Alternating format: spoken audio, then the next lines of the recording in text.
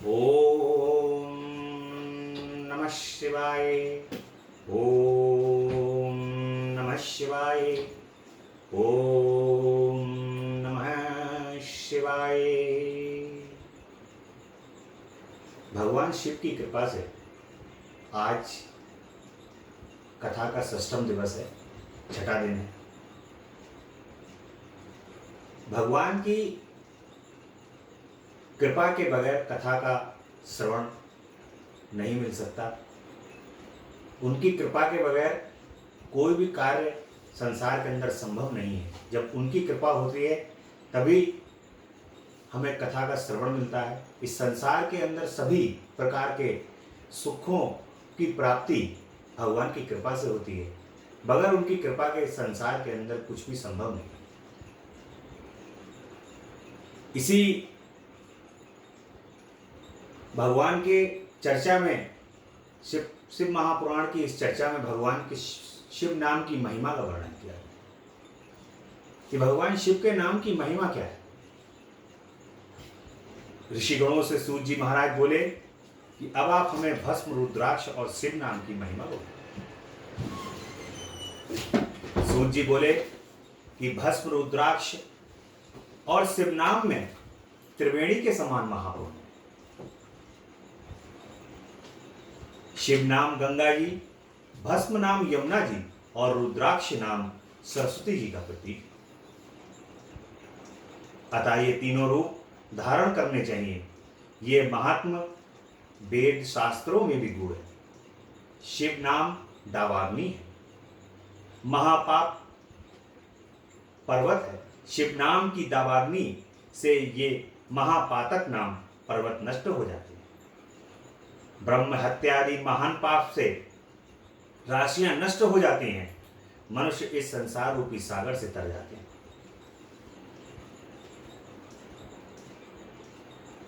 कलयुग केवल नाम आधारा, सुमिर सुमिर जग उतरहि पार। भगवान के नाम की महिमा अनंत है। यदि जीवन भर किसी भी मनुष्य ने भगवान का नाम नहीं लिया है और अंत समय में भी अगर यदि एक बार, ऐसी कहानियां हैं कि एक बार भी यदि मनुष्य ने अंत समय में एक बार धोखे से भी भगवान का नाम का स्मरण कर लिया और उनके नाम को इस जिह्वा से ले लिया तो वो भी मुक्त हो। भगवान को केवल और केवल भगवान भूत भावन भोलेनाथ को केवल और केवल ये चाहिए कि मनुष्य सारी ही चीजों का त्याग करके, राग, द्वेष, मन के अंदर कपट, सभी प्रकार के चीजों को छोड़ करके एक बार सच्चे मन से यदि भगवान के नाम को स्मरण कर लेता है तो वो भगवत प्राप्ति को प्राप्त हो। इस प्रकार भगवान के नाम की महिमा अनन्य है। जिस व्यक्ति के अंगों पर भस्म लगी होती है और वह आदर पूर्वक शिव के नाम के जाप को करता है, वह संसार से मुक्ति पा लेता है। पूर्व काल में इंद्र, ध्रुम्न नामक राजा तथा एक ब्राह्मण दंपति थे जो महापापी थे। इन दोनों को शिव नाम की महिमा द्वारा सद्गति प्राप्त हुई। घोर से घोर पाप भी यदि व्यक्ति ने अपने जीवन के अंदर किया हो और वे सच्चे मन से श्रद्धा अनुसार यदि भगवान के नाम को स्मरण करते रहते हैं, ये सावन का पावन महीना है। इस पावन महीने में यदि भगवान का नाम स्मरण किया जाए तो वैसे तो हर समय, हर 24 घंटे भगवान का नाम का स्मरण जो है वो मन के अंदर चलता रहना चाहिए। कोई भी ऐसा क्या नाम है, काल समय कोई ऐसा निर्धारित नहीं करना चाहिए कि हमें इस समय पर भगवान का नाम लेना है, क्योंकि ये सावन का पावन महीना है और इस पावन महीने के अंदर भगवान के नाम को स्मरण अगर आप करते रहेंगे, ओम नमः शिवाय बोलो, ओम नमः शिवाय, ओम नमः शिवाय बोलो, ओम नमः शिवाय, ओम नमः शिवाय बोलो, ओम नमः शिवाय, ओम नमः शिवाय, ओम नमः शिवाय, ओम नमः शिवाय। प्रत्येक व्यक्ति अपने जीवन के अंदर यदि भगवान के इस पंचाक्षर मंत्र का जाप करता रहता है, निरंतर करता रहता है, सोते हुए, जागते हुए, टहलते हुए, अपने कार्यों को करते हुए जो भी व्यक्ति भगवान के इस पंचाक्षर मंत्र का जाप करता रहता है, उस व्यक्ति के जीवन के अंदर आने वाली सभी बाधाएं दूर होती हैं, परम पद को प्राप्त कर लेता है, अंत में मुक्ति मिलती है। अब भगवान की भस्म की महिमा का सूत जी महाराज ने बताया कि भस्म दो प्रकार की होती है, महाभस्म और स्वल्प भस्म। महाभस्म ये तीन प्रकार की होती है, श्रौत, स्मृति और लौकिक। श्रौत भस्म और स्मृति भस्म ब्राह्मणों के लिए तथा लौकिक भस्म अन्य वर्णों को लगानी चाहिए। ब्राह्मण भस्म को मंत्र के साथ धारण करें, अन्य वर्ण के व्यक्ति बिना मंत्र के धारण कर सकते हैं। उपलों की सिद्ध की गई राख एवं यज्ञ कुंड की राख भस्म कहलाती है। ये त्रिपुंड लगाने के योग्य है। भस्म लगाकर त्रिपुंड धारण करके जप करना चाहिए। भस्म और त्रिपुंड लगाकर जो व्यक्ति यज्ञ आदि कार्य तथा जब तक पूजन आदि करते हैं, वे काल को भी अपने वश में करें। तिलक का बहुत महत्व है। भगवान के भस्म का तिलक जो व्यक्ति लगाएगा, जो व्यक्ति लगा करके भस्म का तिलक, क्योंकि भस्म भगवान का स्वरूप है, उसके अंदर कुछ भी नहीं। भगवान भोलेनाथ, भूत भावन भोलेनाथ जो है वो अपने शरीर में भस्म को धारण करते हैं। और भस्म क्या है? जो सब कुछ राख हो गया। भस्म का मतलब सब खत्म। और इसी प्रकार से हमें अपना मन के अंदर सभी प्रकार के विकारों को, द्वेषों को, रागों को, काम, क्रोध, मद, लोभ, मोह, सब नात नरक के पंथ, ये सभी चीजों को त्याग देना चाहिए अपने अंदर से। और इन सारी चीजों को त्याग करके भस्म की तरीके से शून्य हो जाए, भस्म हो जाए। और वो सारी चीजें, जब आपका मन सभी प्रकार के रागों को, द्वेषों को जब त्याग करके भस्म रूपी हो जाएगा, तो आपको भगवत प्राप्ति होगी। भगवान के नाम को स्मरण करने में जरा भी तनिक भी आपको अंदर से संकोच नहीं होगा। भगवान के नाम को स्मरण करने में जरा सा भी आपको डर नहीं लगेगा। उनके नाम को स्मरण, तुरंत नाम को स्मरण करते ही वो आपकी अर्जी भगवान तक पहुंच जाएगी। वे काल को भी अपने वश में कर लेते हैं। जो ब्राह्मण त्रिपुंड धारण नहीं करता है, उसकी समस्त पूजा भी व्यर्थ हो जाती है। इसलिए सभी को भगवान की भस्म का तिलक और तिलक जरूर लगाना चाहिए, तिलक जरूर धारण करना चाहिए। वानप्रस्थी, अदीक्षित एवं कन्याएं मध्याह्न में भस्म को जल में मिलाकर या सूखी भस्म को प्रतिदिन धारण करें। ऐसा करने से शिव जी की भक्ति तथा जीवन मुक्ति प्राप्त होती है। अनामिका उंगली तथा छोटी उंगली के 3 रेखा वाली भ्रुकुटी के मध्य एवं समाप्ति तक जितना विस्तार है, उतना त्रिपुंड धारण करना चाहिए। त्रिपुंड धारण, भगवान शंकर का जो तिलक है वो त्रिपुंड है। अनामिका उंगली से त्रिपुंड भस्म का तिलक जो है वो मस्तक पर धारण कर सकते हैं। शरीर के शेष भागों में धरा, पृथ्वी, वायु और सोम आदि का नाम लेकर त्रिपुंड धारण करना चाहिए। ब्रह्मा, विष्णु और रुद्र की उत्पत्ति करने वाले भगवान शंकर का ध्यान करके ओम नमः शिवाय मंत्र बोलकर त्रिपुंड को धारण करना चाहिए। भगवान के त्रिपुंड को धारण हमेशा ओम नमः शिवाय से धारण करना चाहिए। सूत जी महाराज बताते हैं कि रुद्राक्ष का महत्व क्या है। भगवान शंकर को रुद्राक्ष अति प्रिय है। इसे धारण करने तथा इसे जपने पर पाप दूर हो जाते हैं। स्वयं शिव जी ने पार्वती जी को इसकी महिमा के विषय में बताया है, उसे ही मैं आप लोगों को बता रहा हूं। एक दिन शिव जी ने पार्वती जी से कहा कि पूर्व काल में मैंने मन को एकाग्र करके दिव्य सहस्त्रों वर्षों तक तपस्या की। मेरे मन में कुछ भय सा समा गया, तभी मैंने नेत्रों को खोल दिया। इससे नेत्रों से आंसू गिरने लगे। उन आंसुओं की बूंदों से गौड़ प्रदेश से लेकर मथुरा, काशी, अयोध्या, मध्याचल, सहस्त्र पर्वत आदि प्रदेशों में रुद्राक्ष वृक्ष पैदा हो गए। तभी से इसकी महिमा बढ़ गई। वेदों ने भी इसकी महिमा का वर्णन किया है। सभी वर्णों के व्यक्ति इसकी माला को धारण कर सकते हैं। सफेद, लाल, काले, पीले आदि रंग के रुद्राक्ष क्रमशः धारण करें। जप करने में रुद्राक्ष की माला विशेष फलदायक है। गोल, चिकना, मजबूत, कांटेदार, मोटा रुद्राक्ष मनोरथ साधक और मुक्ति को प्रदान करने वाला है। रुद्राक्ष शिव जी को अत्यधिक प्रिय हैं। सभी वर्ण वाले, सभी आश्रय वाले स्त्री तथा शूद्र भी इस कल्याणकारी माला को पहन सकते हैं। त्रिपुंड धारण कर, रुद्राक्ष को धारण कर ओम नमः शिवाय का जाप करने से व्यक्ति यमलोक नहीं जाता तथा किसी उसकी अकाल मृत्यु नहीं होती। यह सदैव निरोगी रखने वाला भगवान के रुद्राक्ष की महिमा। जो व्यक्ति भगवान के रुद्राक्ष को धारण करता है और ओम नमः शिवाय के मंत्र का जाप करता रहता है, वो व्यक्ति यमलोक नहीं जाता। वैसे भी भगवान शंकर के जो शिव भक्त हैं, वहां पर यमराज जी ने लगा रखा है टैग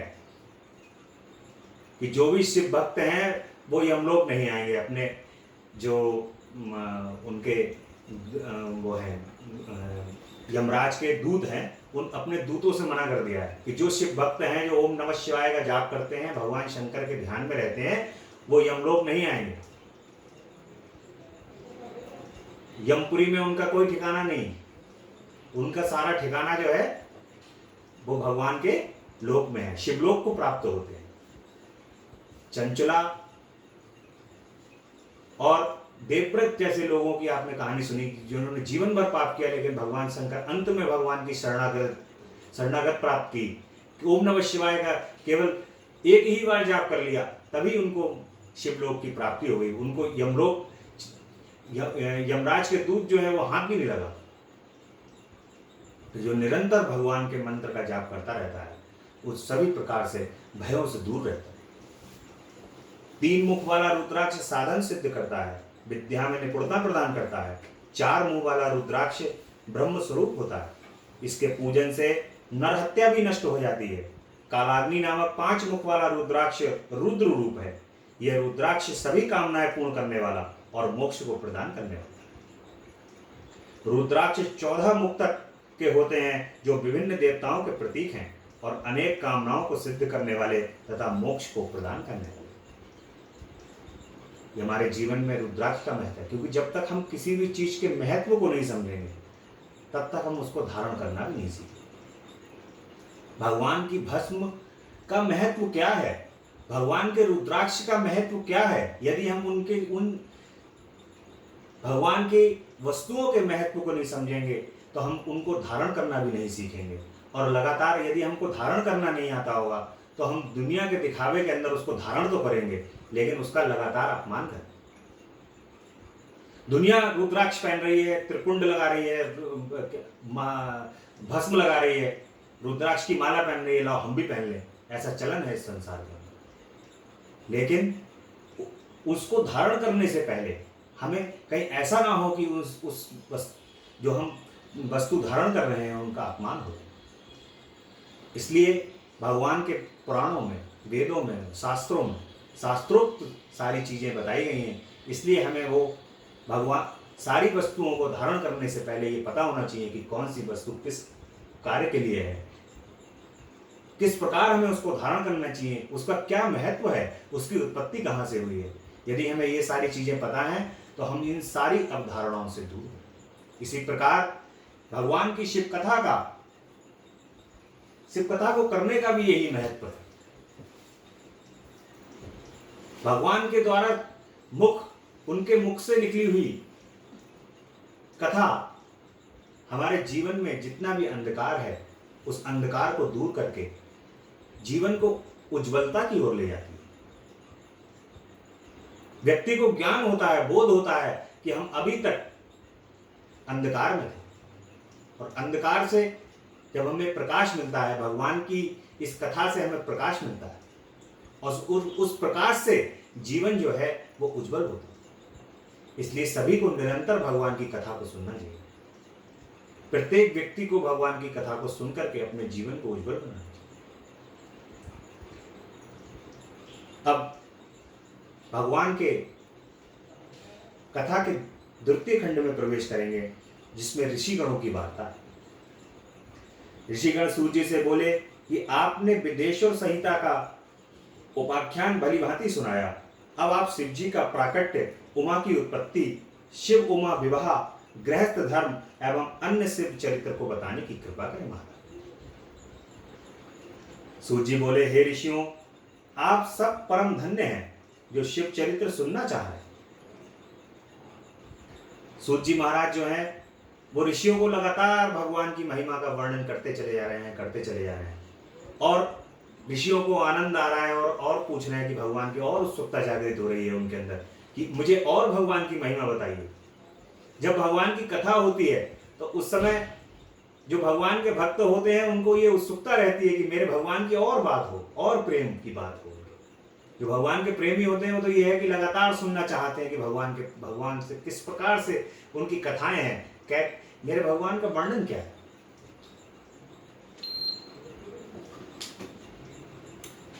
शिव चरित्र जगत को पावन करने वाली गंगा के समान पवित्र है। एक बार नारद जी ने भी अपने पिता ब्रह्मा जी से इसी प्रकार पूछा था। ऋषि वृंद कहने लगे कि सूत जी, इस संवाद को हमें विस्तार पूर्वक बताने की कृपा करें माता।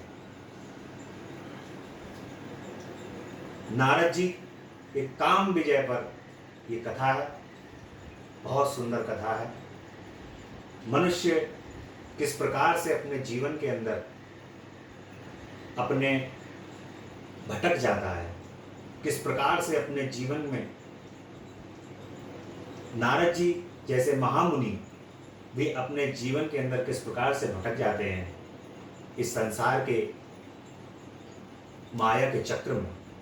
इस कथा के अंदर ये बताया गया है। बहुत सुंदर कथा है भगवान की। इसके अंदर कहते हैं कि सूत जी ब्राह्मणों से बोले कि एक बार नारद जी हिमालय की एक गुफा में बैठकर मौन धारण कर तप कर रहे थे। उनके तप से इंद्र के मन में भय उत्पन्न हो गया। सबसे पहले यदि कोई भी इस पृथ्वी के ऊपर घोर तपस्या या कोई भी महायज्ञ या किसी भी प्रकार का तप कोई भी व्यक्ति शुरू करता है तो सबसे पहले इंद्र के मन के अंदर उपापोह उत्पन्न होती है। कहीं ऐसा तो नहीं है कि इंद्रासन के लिए हो, सबसे पहले इंद्र को चिंता होती है। तो इसीलिए इंद्र ने कामदेव को बुलाकर समझाया कि तुम मेरे मित्र हो, तुम्हारे सहारे ही मेरा शासन चल रहा है। तुम बड़े बड़े ऋषि मुनियों का गर्भ चूर कर देते हो। हिमालय की गुफा में नारद शिव जी की उपासना कर रहे हो। कहीं ऐसा ना हो कि वह शिव जी से मेरा राज्य ही मांगे। अतः तुम वहां जाकर सुंदर बाग निर्माण कर प्रवीण अप्सराओं के कामवर्धक नृत्य द्वारा अपने उनकी तपस्या को भंग कर दो। कामदेव ने हिमालय की घाटी में पहुंचकर अप्सराओं से कामवर्धक नृत्य कराया, परंतु वे नारद जी की तपस्या को भंग करने में असमर्थ रहे, क्योंकि कामदेव को भस्म करने वाला शिव जी का ये वही स्थान था। भगवान शंकर ने इस स्थान पर कामदेव को भस्म किया था, तो कामदेव की यहां तो चलनी नहीं थी और नारद जी ने वहीं पे जाकर तपस्या स्टार्ट की उसी स्थान पर।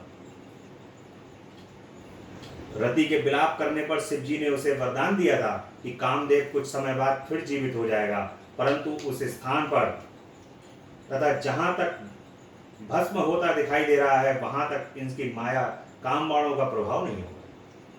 ये वो जगह थी, ये वो स्थान था कि जहां पर नारद जी ने तपस्या की थी और उस स्थान पर भगवान शिव ने ये रति को वरदान दिया था।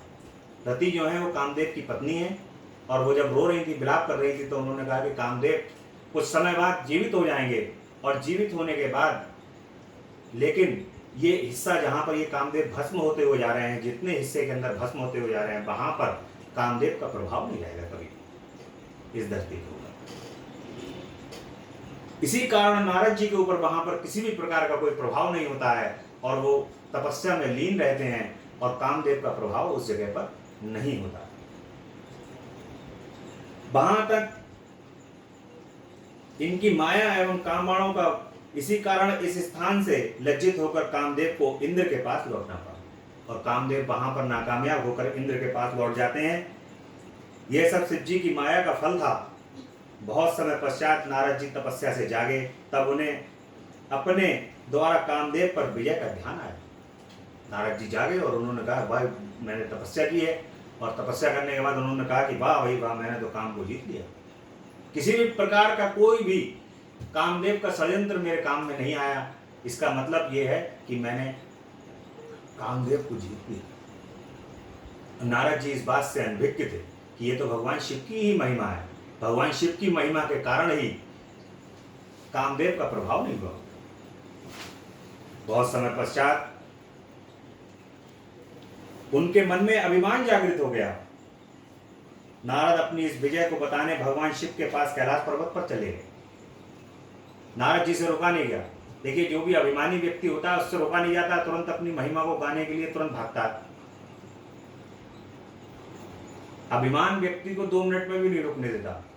अगर यदि उसने कोई कार्य कर दिया बड़ा, तो वो कहेगा अब इसको संसार जाने तुरंत।